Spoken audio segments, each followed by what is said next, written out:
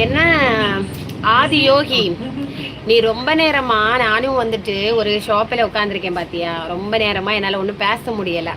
இப்போ துஷ்டனை கண்டா தூர விலகி போகும். துஷ்டனுங்கிற இதில் கூட உன்னை ஏற்ற முடியாது. நீ என்ன எல்லாமோ ஒரு பொம்பளையா எப்படி எப்படி எல்லாமோ யோசிக்கணுமா, அப்படி எல்லாம் யோசிச்சுட்டு இருக்க. நீ யோசிச்சுட்டே உட்கார்ந்து இருந்து உன்னால யோசிக்க தான் முடியும். உனக்கு ஏற்ற ஒரு படம் சொல்லட்டா, தனுஷ் படத்தில் அவங்க அக்கா காரி பஸ்ஸில் போவான். பஸ்ஸில் போகிற நேரம் ஒருத்தன் இடிச்சுட்டே இருப்பான். மிஞ்சு போனால் அவனால் என்ன பண்ண முடியும்? அந்த இடிக்க மட்டும்தான் முடியும். கொண்டு போய் அவளை வச்சு அவளை வாழ்நாள் மேலே கஞ்சி ஊற்ற முடியுமா? உனக்கு கையில் ஒரு செல்லு இருக்குது பார்த்தியா, அதை கூட நீ உழைச்சி வாங்கியிருப்பியான்னு தெரியல. உனக்கு ரீசார்ஜ் பண்ணி விட்றாங்களே, அது கூட நீ பண்ணுறியா இல்லை வீட்டில் உள்ளவங்க பண்ணி விட்றாங்களான்னு தெரியல. ஆனால் அதை வச்சுட்டு அடுத்தவங்களை அப்படி எடுத்தவங்களை இப்படின்னு பேசுறதுக்கு உனக்கு எவ்வளோ தெளிவாக தெரியுது. நீ என்ன கமெண்ட் பண்ண வந்த, உன்னோட தாட் என்ன? நான் வந்துட்டு ஆன்லைனில் லைவில் வந்தேன், அந்த தாட்டில் நீ கமெண்ட் பண்ண வந்த.